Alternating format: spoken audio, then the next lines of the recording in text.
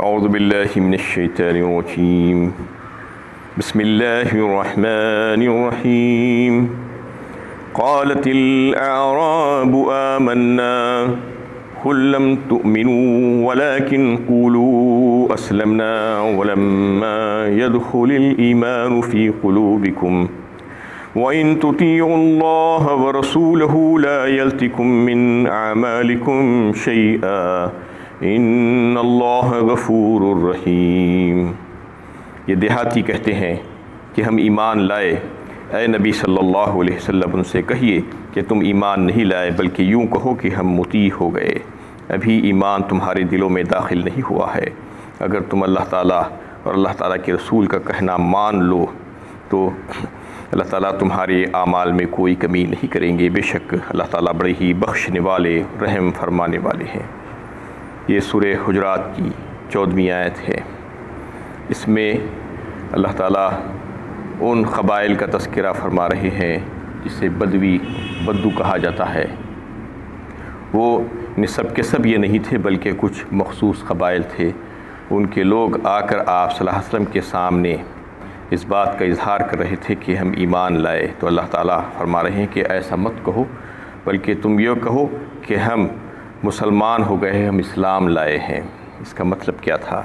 اصل میں جب یہ لوگوں نے دیکھا کہ اسلام خوب ترقی کرتا جا رہا ہے اور قوت و طاقت میں اسلام کی اضافہ ہو رہا ہے، تو انہوں نے یہ خیال کیا کہ ہم بھی جو ہے اسلام میں داخل اگر ہو جائیں گے تو مسلمانوں کی ایک تو ضرب سے محفوظ ہو جائیں گے، ان کی مار سے، دوسرے یہ کہ جو مال غنیمت اسلام میں آنے کے بعد جو مال غنیمت ملتا ہے مسلمانوں کو، اس سے ہم بھی فائدہ اٹھا سکتے ہیں۔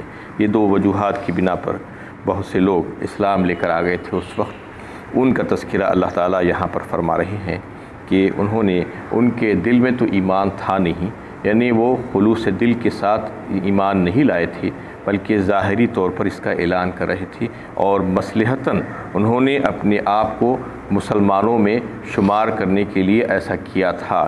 انہیں بظاہر اگر دیکھا جائے تو یہ منافق ہی تھے، لیکن اللہ تعالیٰ نے ان کو یہاں پر منافق کا لفظ استعمال نہیں کیا ہے، ان کے لیے یہ نہیں کہا کہ یہ منافق تھے۔ اصل میں جو اس قسم کے جو لوگ ہوتے تھے وہ ان کا جو باطنی راز ہوتا تھا وہ افشاں ہو جاتا تھا، وہ ظاہر ہو جاتا تھا جب وہ نبی صلی اللہ علیہ وسلم کے دربار میں حاضر ہوتے اور آ کر انہیں مختلف قسم کے ان سے جو ہے مطالبات کرنا شروع کر دیتے اور پھر اپنا حق جتاتے۔ حق ایسا گویا کہ انہوں نے اسلام لا کر اللہ کے نبی صلی اللہ علیہ وسلم پر کوئی احسان کر دیا ہے، اس طریقے سے اپنا حق جتانا شروع کر دیتے، تو ان کی باطنی کیفیت معلوم ہو جاتی تھی اسی بات سے کہ وہ کیسے ہیں اور ان کے دل میں کیا ہے۔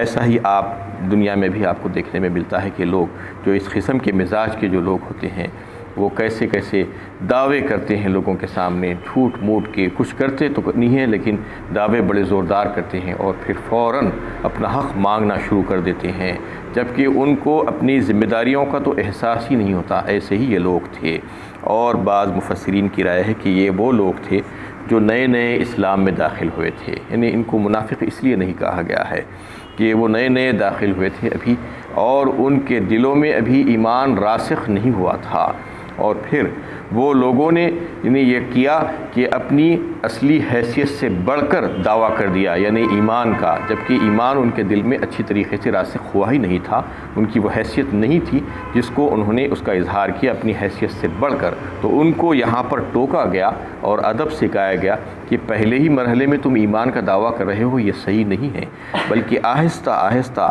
جب تم اللہ اور اس کے رسول کی اطاعت کرتے جاؤ گے تو پھر وہ درجہ بھی تم کو ملے گا، ایمان کا درجہ، لیکن ابھی پہلے ہی مرحلے میں یہ ایسا نہیں ہو سکتا۔ تو اس میں جو ہے جو بات آیت میں جو بات آئی ہے وہ انہیں شرعی اصطلاح میں جس کو مسلمان اور مومن کہتے ہیں وہ نہیں ہے، بلکہ اس میں اللہ تعالیٰ جو یعنی لغوی معنوں میں لیے ہیں، اس کو لغوی معنوں میں جس کو ایمان کہتے ہیں اور اسلام کہتے ہیں۔ اصل میں لغوی معنوں میں اسلام کس کو کہتے ہیں؟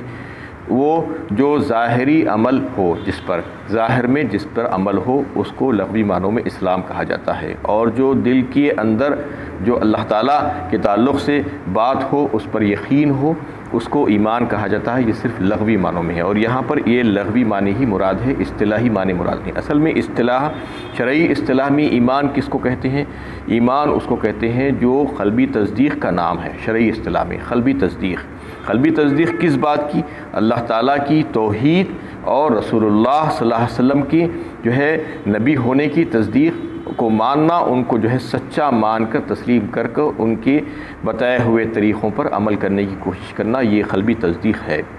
اور یہ معتبر جب ہی ہو سکتا ہے جب قلب سے نکل کر کوئی چیز انسان کے اعضاء و جوارح تک پہنچ جائے، اس کا اثر وہاں تک چلا جائے، تو پھر وہ قلبی تصدیق صحیح اور معتبر مانی جائے گی۔ یہی جو ہے شرعی اصطلاح میں اس کو ایمان کہا جاتا ہے، یعنی قلبی تصدیق جو ہو رہی ہے وہ اس کا اثر ظاہر ہو جائے، کہاں تک؟ انسان کے اعضاء و جوارح پر اثر ہو جائے۔ اس کا ادنا درجہ کیا ہے؟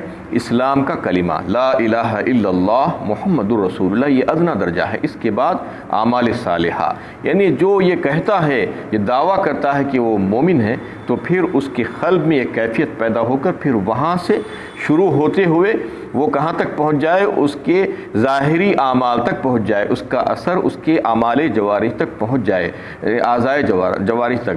تو اگر یہ ایسا نہیں ہو رہا ہے تو اس کا مطلب کیا ہوگا؟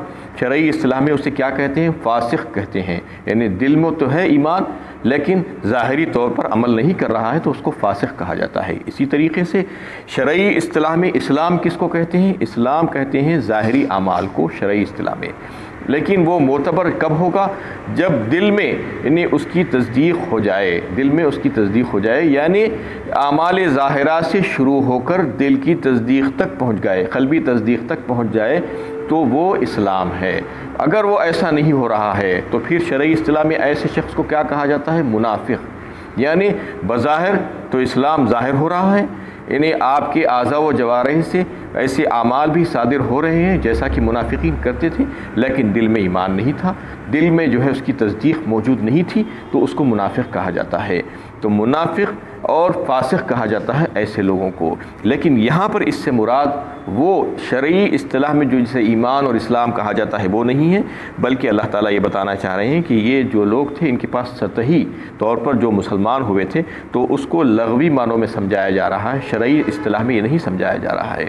اصل میں ان کو اس بات سے متنبہ کیا گیا ہے اور ٹوکا گیا ہے جب وہ آ کر نبی صلی اللہ علیہ وسلم کے سامنے اس کا اظہار کر رہے تھے کہ ہم مومن ہو گئے ہیں، ہم ایمان لے آئے ہیں، تو کہا جا رہا ہے کہ تمہارے ظاہری اعمال کے اعتبار کے جو ہے تم جو زبانی اقرار کیے ہو اس سے یہ دعویٰ کرنا صحیح نہیں ہے، اس کو جو ہے ان کا رد کیا جا رہا ہے اور بتایا جا رہا ہے، اس کی تردید کی جا رہی ہے کہ تم جو دعویٰ کر رہے ہو وہ دعوی ایمان میں تم سچے نہیں ہو، بلکہ یہ جھوٹ بات ہے۔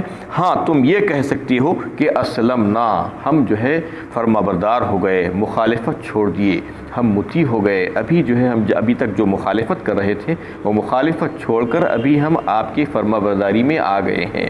اسلمنا کہہ سکتے ہو، آمنا مت کہو، کیونکہ آمنا کا جو درجہ ہے وہ بہت آگے کا درجہ ہے۔ اصل دیکھا جائے تو شرعی اصطلاح میں دونوں کا مبدا اور دونوں کا منتہا ایک ہی ہے، یعنی ایمان اور اسلام، لیکن لغوی معنوں میں اگر دیکھیں تو الگ الگ ظاہر ہوتا ہے۔ لغوی معنوں میں صرف اسلام کس کو کہتے ہیں؟ ظاہری اعمال کو، اور ایمان کس کو کہتے ہیں؟ جو دل کا یقین جو ہے اس کو ایمان کہا جاتا ہے۔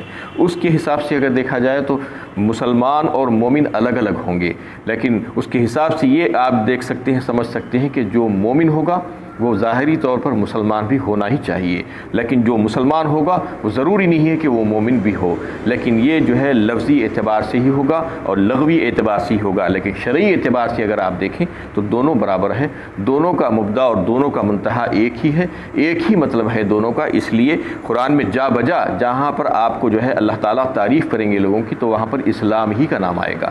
ان الدین عند اللہ الاسلام، اللہ کے نزدیک دین تو دین اسلام ہی ہے۔ ومن یبتغی غیر الاسلامی دینا فرمایا ہے، اور ایک مقام پر جو یعنی اسلام کے علاوہ دوسرے دین کو یعنی کی تلاش میں رہے گا تو پھر اللہ تعالیٰ اس کو ہرگز قبول نہیں فرمائیں گے۔ اسی طریقے سے یا ایھا الذین آمنوا اتقوا اللہ حق تقاتہ ولا تموتن الا وانتم مسلمون فرمایا، یعنی اے لوگو ڈرو اللہ سے جیسا کہ ان سے ڈرنے کا حق ہے، اور تم ہرگز تمہیں موت نہ آئے جب تک کہ تم مسلمان ہو۔ اس طریقے سے وَرَضِيتُ لَكُمُ الْإِسْلَامَ دِينًا فرمایا سورہ مائدہ میں۔ اللہ تعالیٰ قبول فرما لیے ان کے دین کو دین اسلام کے طور پر۔ تو یعنی کئی ایک مقامات پر اللہ تعالیٰ نے جو اپنے بندوں کی تعریف فرمائی ہے، یعنی اس کو جو ہے اسلام ہی کا ذکر کیا ہے وہاں پر۔ فَإِنْ أَسْلَمُوا فَقَدِ اهْتَدَوْا بلا ایک جگہ، یعنی اگر تم اسلام لے آؤ گے تو ہدایت پا جاؤ گی۔ مَا كَانَ إِبْرَاهِيمُ يَهُودِيًّا وَلَا نَصْرَانِيًّا وَلَكِنْ كَانَ حَنِيفًا مُسْلِمًا کہا وہاں پر بھی ابراہیم علیہ السلام کے تعلق سے بھی، وہ یہودی بھی نہیں تھے، نصرانی بھی نہیں تھے، لیکن وہ حنیف تھے، یکسو ہو کر اللہ کی طرف رجوع کرنے والے مسلمان تھے۔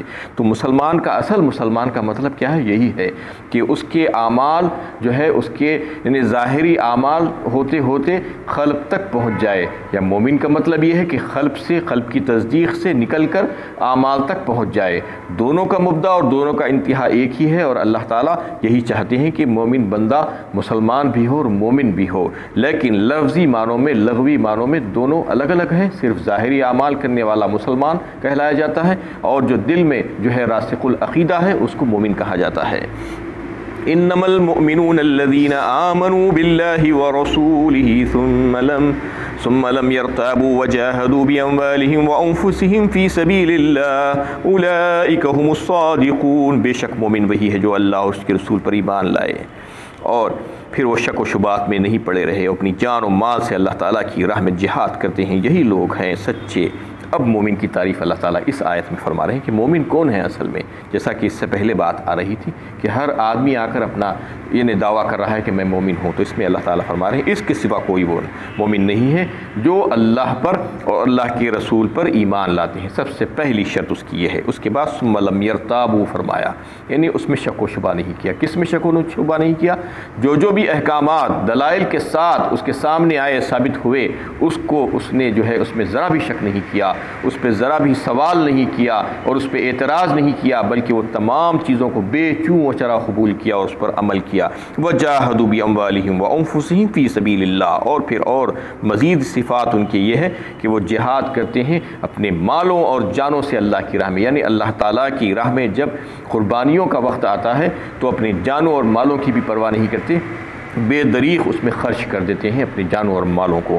اس لیے اللہ تعالیٰ نے ان لوگوں کی تعریف فرمائی اولئک هم الصادقون، یہی ہے سچے دعوی ایمان میں، جو ایمان کا دعویٰ کر رہے ہیں یہی سچے لوگ ہیں۔ اس کے علاوہ اگر کوئی دعویٰ کر رہا ہے تو وہ سچا نہیں ہو سکتا۔ ان اللہ اشتری من المؤمنین انفسهم واموالهم بان لهم الجنہ، فرمایا سورہ توبہ 11ویں پارے میں اللہ تعالیٰ نے، بے شک اللہ تعالیٰ نے انہیں سودا کر لیا ہے مومنین سے ان کی جانوں اور ان کے مالوں کے عوض جنت دیں گے، یہ کہہ کر یعنی جنت کے بدلے میں ان کے جانوں اور مالوں کو اللہ تعالیٰ نے رہن رکھ لیا ہے، سودا کر لیا ہے۔ اس کا مطلب یہی ہے کہ جب بھی ضرورت پڑے اللہ تعالیٰ کے پاس یہ سمجھنا کہ ہماری جان اور ہمارے مال اللہ تعالیٰ ہی کے دیے ہوئے تھے اور اللہ تعالیٰ نے اس کو رہن رکھا ہوا ہے، اور اس کو جہاں پر وہ چاہیں گے وہ خرچ کیا جائے گا تو ہی ہم کو جو ہے جنت حاصل ہوگی۔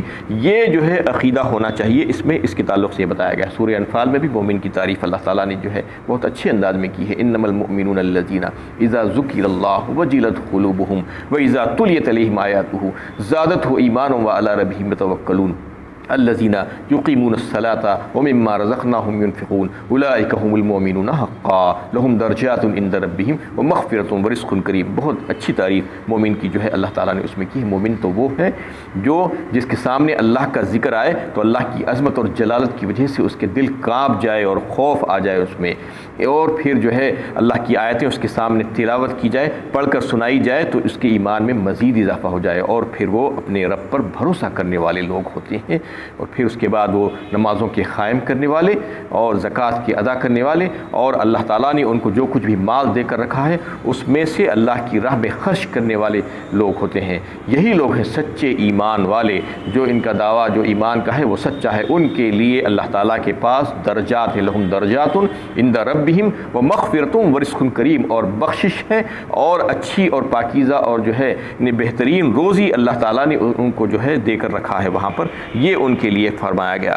قل اتعلمون اللہ بدینکم واللہ یعلم ما فی السماوات وما فی الارض واللہ بکل شیء علیم۔ اے نبی صلی اللہ علیہ وسلم ان مدعیان ایمان سے کہیے کیا تم اللہ تعالیٰ کو اپنی دینداری جتاتے ہو، حالانکہ جو کچھ آسمانوں اور زمین میں ہے اللہ تعالیٰ خوب جانتے ہیں اور اللہ ہر شے کا علم رکھتے ہیں۔ یعنی وہ آ کر جب اپنے ایمان کا دعویٰ کر رہے تھے اور جتا رہے تھے تو اللہ تعالیٰ فرما رہے ہیں ان سے کہہ دو کہ تم اللہ تعالیٰ کے سامنے یہ دعویٰ مت کرو، ان کے سامنے مت جتاؤ، وہ سب کچھ جانتے ہیں، تمہاری ایمان کی حقیقت اور تمہارے اعمال کو پہچانتے ہیں۔ اور یمنون علیک ان اسلموا قل لا تمنوا علی اسلامکم بل اللہ یمن علیکم ان ہداکم للایمان ان کنتم صادقین۔ اے نبی صلی اللہ علیہ وسلم یہ لوگ اپنے اسلام لانے کا آپ پر احسان رکھتے ہیں، آپ کہہ دیجئے اپنے اسلام لانے کا احسان مجھ پر نہ رکھو بلکہ اللہ تعالیٰ تم پر احسان رکھتے ہیں کہ تم کو ایمان کی توفیق بخشی اگر واقعی تم اپنے دعوی ایمان میں سچے ہو۔ یہ آ کر جو ہے احسان جتاتے تھے اللہ کے نبی صلی اللہ علیہ وسلم کے سامنے کہ دیکھیے ہم تو آپ کی مخالفت چھوڑ چکے ہیں، آپ کے مددگار ہو گئے ہیں، دیگر عرب تو ابھی آپ سے مقابلہ کر رہے ہیں، آپ سے ابھی جنگ کر رہے ہیں، ہمارا احسان ہے آپ کے اوپر۔ اللہ تعالیٰ فرما رہے ہیں کہ تمہارا کچھ بھی احسان نہیں ہے، تم اگر ایمان لائے ہو اور سچے دل سے ایمان لائے ہو تو پھر اس کا فائدہ تم ہی کو ہوگا، اللہ کو نہیں ہے، بلکہ اللہ تعالیٰ کا احسان ہے تم پر کہ اس نے تم کو ایمان کی توفیق بخشی۔ اگر وہ تم کو ایمان کی توفیق نہیں بخشتا تم تک کہاں ہوتے معلوم نہیں۔ یہ جو ہے تم اس بات کو سمجھ جاؤ، ان اللہ یعلم غیب السماوات والارض واللہ بصیر بما تعملون۔ یہ سورہ حجرات کی سب سے آخری آیت ہے۔ بے شک اللہ تعالیٰ آسمانوں اور زمین کی تمام پوشیدہ چیزوں کو جانتے ہیں، جو کچھ تم کرتے ہو وہ سب اللہ تعالیٰ کی نظروں میں ہے۔ یعنی تم کو جو احکامات دیے گئے ساری صورت میں اور جو معاشرے کی اصلاح کے سلسلے میں، تم یہ مت سمجھو کہ تم اگر اس کو نہیں کرو گے تو کس کو معلوم ہوگا۔ اللہ تعالیٰ تو سب کچھ جانتے ہیں، زمین و آسمان کے رازوں سے واقف ہیں، ذرے ذرے سے واقف ہیں کائنات کے، تمہاری ہر حال سے واقف ہیں۔ تم اگر نہیں کرو گے تو آج تو تم چھوٹ جاؤ گے، لیکن اللہ تعالیٰ کے پاس جانے کے بعد تمہاری پکڑ ہوگی۔ اور اللہ تعالیٰ سارے غیب کو جانتے ہیں اور وہ دیکھ رہے ہیں اپنے بندوں کے اعمال کو، وہ اس سے واقف ہیں۔ یعلم خائنۃ الاعین وما تخفی الصدور فرمایا ایک مقام پر اللہ تعالیٰ نے، وہ تو جانتے ہیں تمہاری آنکھوں کی خیانت کو بھی اور تمہارے دل میں چھپے ہوئے جو جذبات اور احساسات جو خیالات ہیں اس کو بھی جانتے ہیں، لہٰذا تم ان سے ڈر کر زندگی گزارو اور تمام احکامات پر عمل کرنے کی کوشش کرو۔ وآخر دعوانا الحمد للہ رب العالمین۔